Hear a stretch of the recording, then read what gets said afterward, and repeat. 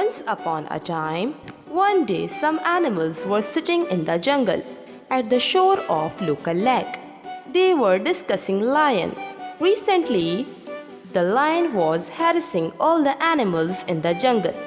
Zebra said that the lion frequently scared his family when they were sleeping by roaring and laughing after scaring them. The elephant said that the lion often put ants in his trunk, which became very uncomfortable. The turtle said that the lion stopped on his back and asked himself to be carried away. After some time, the monkey, listening to all the animals, jumped to the ground. He said, "What are you guys talking about? There is no need to be afraid of the lion. The lion is just a dumb animal. I go for rides on his back when I want to." All the animals started laughing. The elephant said, "Hey monkey, have you gone crazy? The lion might not have bullied you, but you give you a ride on his back? We are not fools here." The monkey said, "Okay, I will prove it to you all.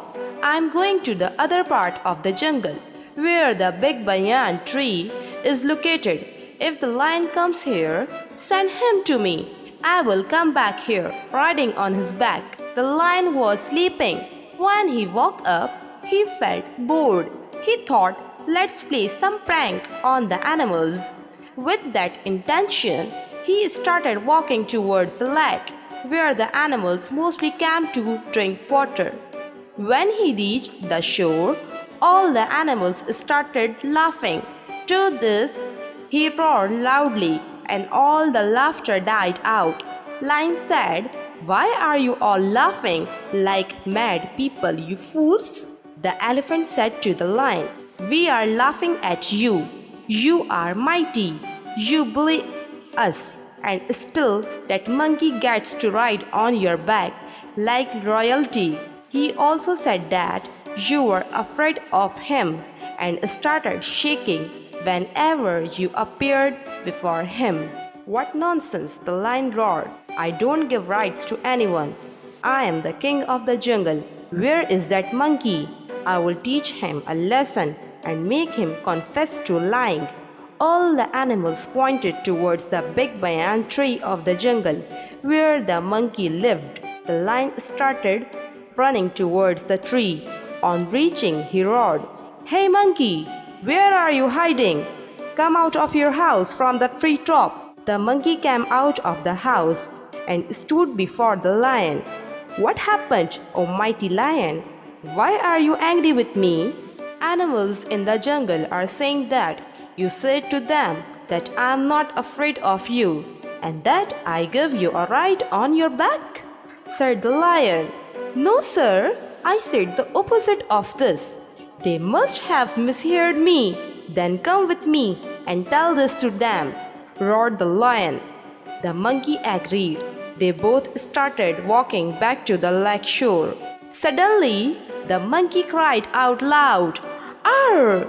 There is a thorn in my foot. I would not be able to go with you any further. I can't walk." Lion said, "No, you have to come with me. Clear up my name in front of all the animals. Come, I will carry you on my back." So they started walking back with the monkey on the lion's back. Again they started walking. Then the monkey cried again, "Arr! There are many flies which are making me lose my balance." Lion gave a thin branch from a tree to swat any flies. They walked on. As soon as they neared the lake, the monkey sat upright on the lion's back and stared, shouting, "Here! Here!" and started beating the lion with the branch. The lion got scared and started running fast. He forgot about the monkey for some time and ran widely past the other animals. "Come on, run faster, you idiot of a lion! Fast!"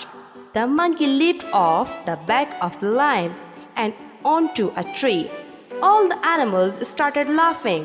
The lion heard them all was very embarrassed and understood what had happened to him.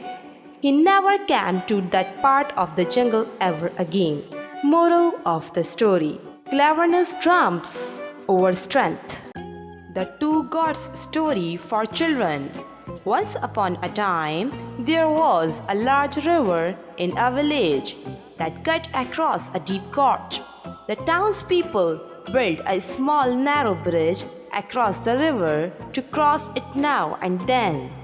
The bridge, being narrow, could only accommodate one person crossing it at a time. One day, a god was crossing the bridge. At the other end of the bridge, he saw that there was another god coming from the opposite direction. Since the bridge could only accommodate one person at a time, it was impossible for both the gods to cross it simultaneously.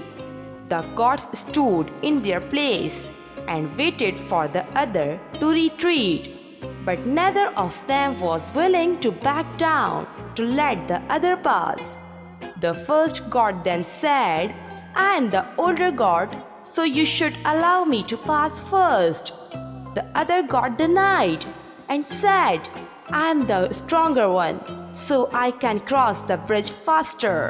You will only amble along because you are old." The first god took offense to what the other one said and continued, "Although I am older, I am stronger than you." The second god did not want to accept that, and both the gods soon got into a fight to prove to each other their strength. The gods locked horns and fought fiercely on the narrow bridge.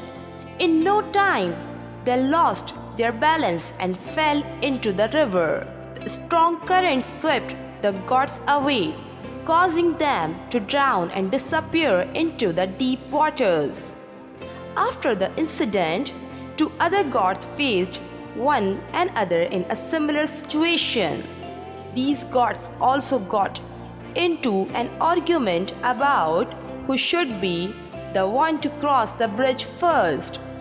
Just when it looked like things would take a turn for the worse, one of the gods stopped the argument.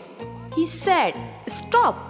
This bridge is too narrow for us to settle our dispute with a fight. If we continue this, we will both fall into the river and die instead. I have a plan." The wise god went on to explain the plan. He said, "I will lie down on the bridge while you walk over me. That way, we can both make it to the other end." The other god understood the logic behind the idea and realized it was the sensible thing to do.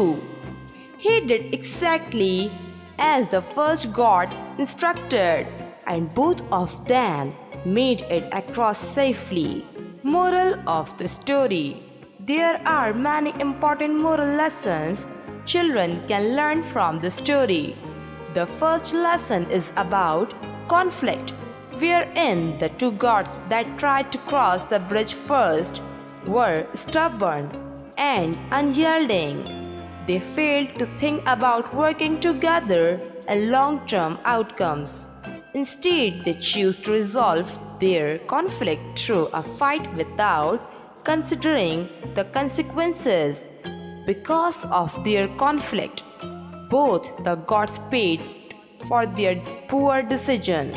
The second lesson is about long-term thinking and wisdom. Although the second pair of gods were in the same situation, they stopped in the middle of their argument, thought about the long-term consequences of their actions, choose to set aside their ego, and work towards mutual benefit.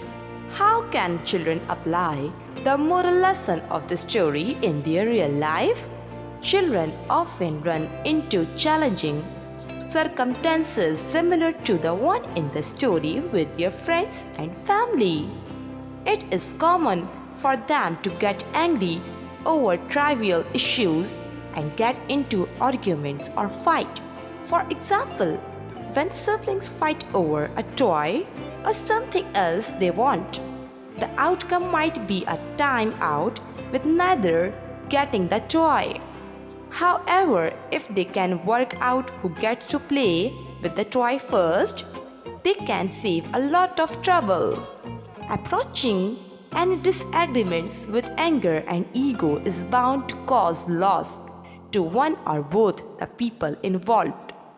Instead of getting into fights that can result in a loss for all, children can find more constructive ways to solve a dispute, the way the second pair of gods did in the story.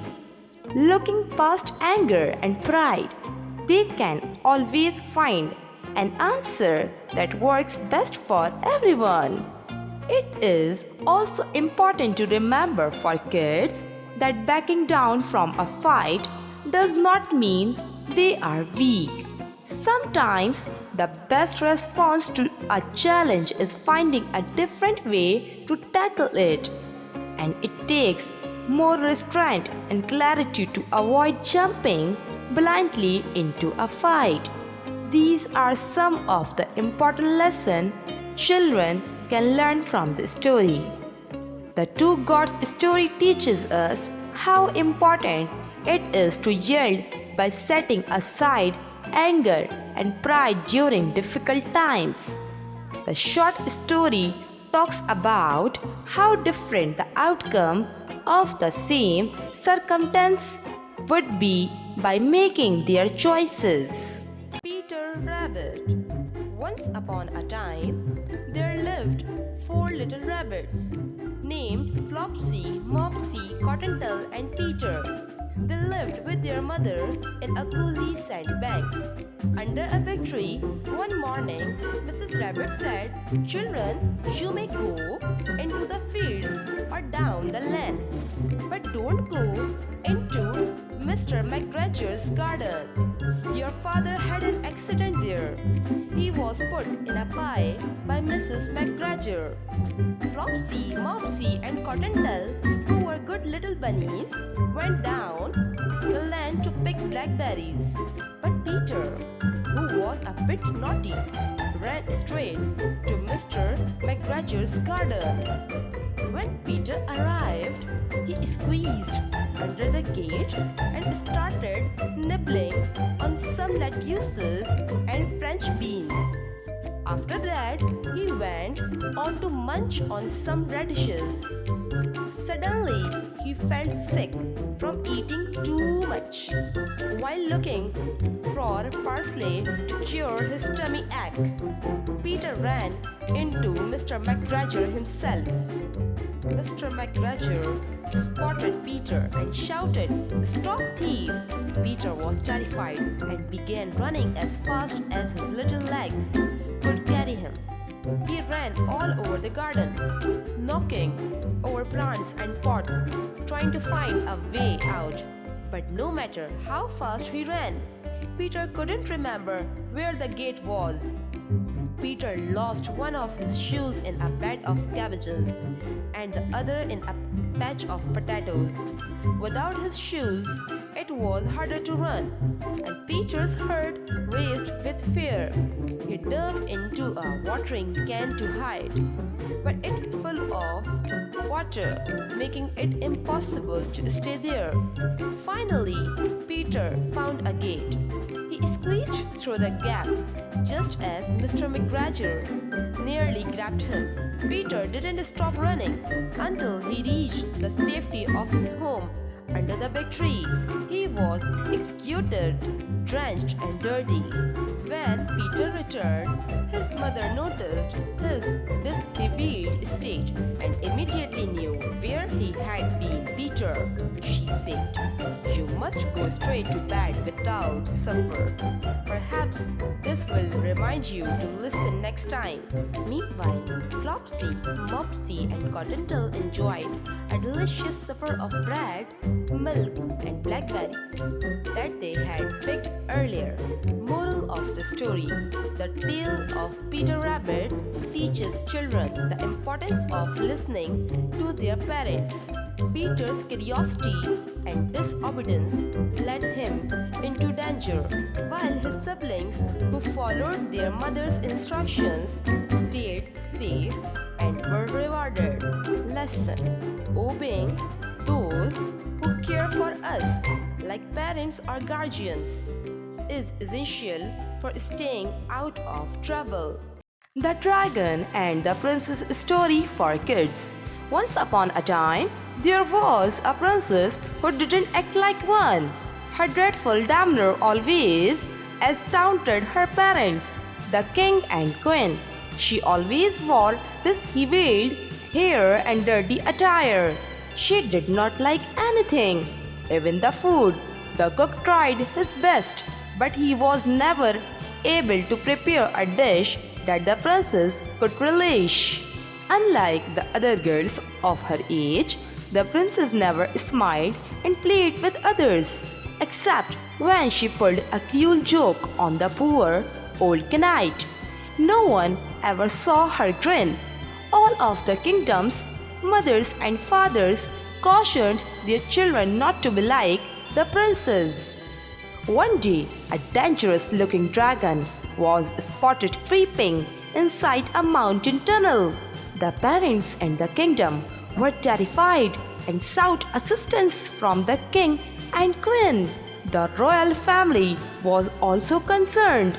They were aware the dragons enjoy abducting princesses.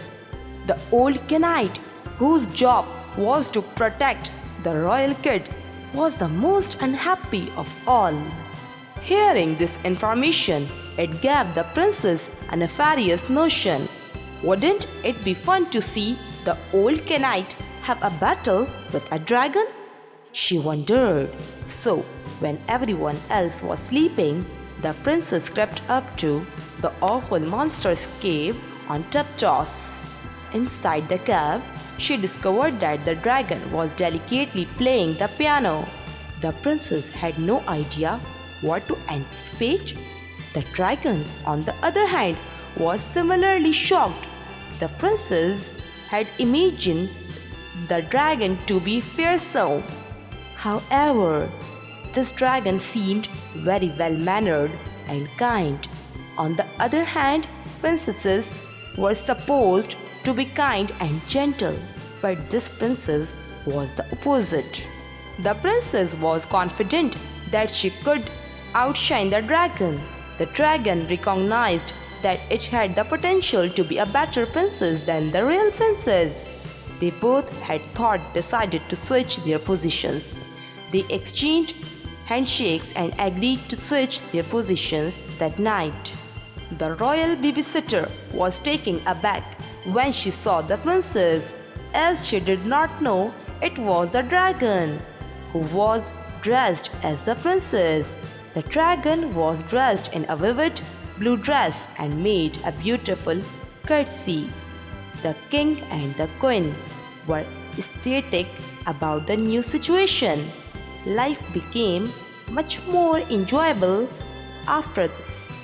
No one seemed to notice the dragon's cruel antics except for the knight, who had to save the princess whenever the dragon abducted her. Consequently, all the parents in the kingdom and families told their kids to act like the princess. However, if they did not, they knew exactly where to go. What lesson will your children learn from this story? The lesson of the dragon and the princess short story is: we should never judge people based on the things we have heard from others. As depicted in the story above, the dragon was thought to be cruel and dangerous, but the princess found him to be rather humble and kind. How can children apply the lesson of the story in their real life? The children can apply the lesson of this story in their real life by not judging someone based on things they heard from others. Parents should teach children to talk to people before making up their minds about them. A person who is said to be rude could actually be very humble, but we can only judge this after talking to them rather than through listening to what others have to say about them. Short stories like The Dragon and the Princess are a wonderful way of encouraging the creative thinking of a child. Also, stories like these can teach literary skills like character assessment to a child. We hope to have helped in developing curiosity with the help of this story.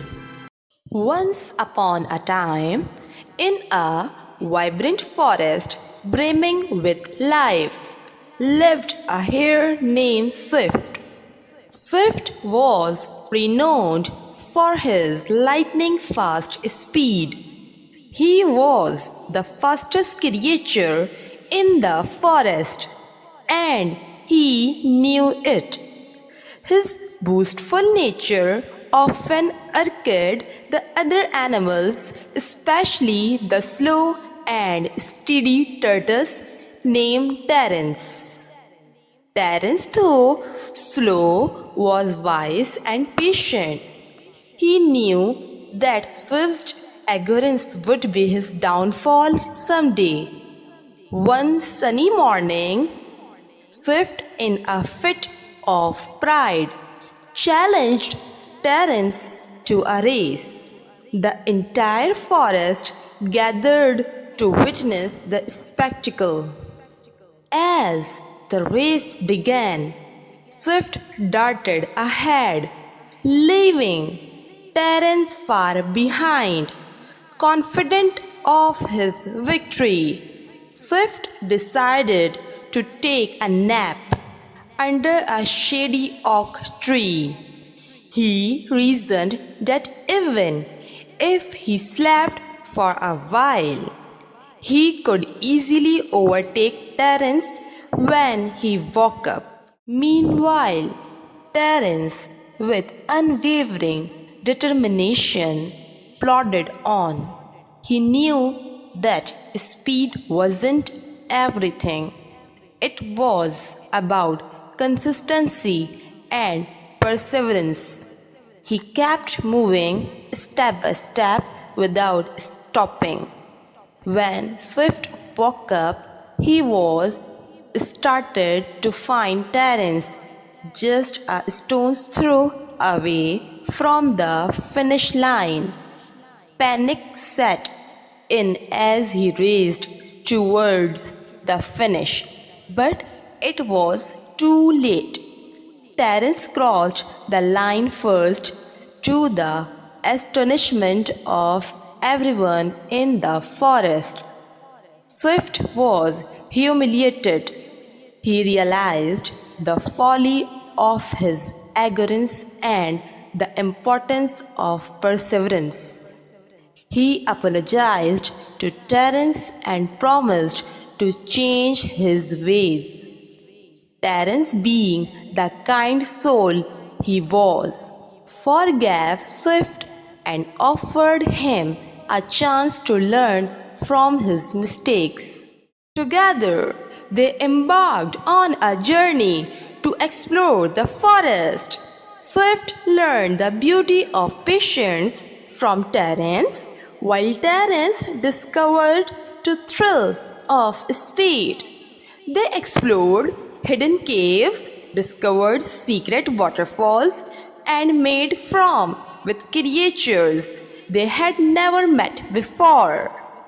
After their journey, they encountered many challenges. A raging river blocked their path, a dense fog disoriented them, and a cunning fox tried to outsmart them. But through it all, they worked together. Swift used his speed to find solutions, while Terence used his wisdom to plan their next move. Their friendship grew stronger with each adventure. They learned that true strength comes not just from physical abilities but also from character, cooperation, and mutual respect. They realized that everyone has their own unique strengths and weaknesses, and that by combining their talents, they could overcome an obstacle. The news of their extraordinary friendship spread throughout the forest. Animals from far and wide began to learn from them. Swift and Terence became symbols of unity, cooperation, and the power of overcoming one's flaws. And so, the story of the hare and the tortoise took a new turn. It was no longer just about speed and slowness, but about friendship, growth, and the understanding that true victory lies in embracing our differences and working together. The forest became a place of harmony and cooperation where animals of all kinds lived in peace and celebrated their unique qualities. And Swift and Terence, one rivals, became the best of friends, proving that even the most unlikely pair can create something extraordinary together.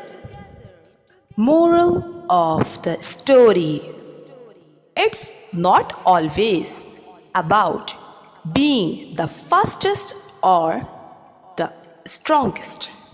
Patience, perseverance, and teamwork are equally important qualities that can lead to great success.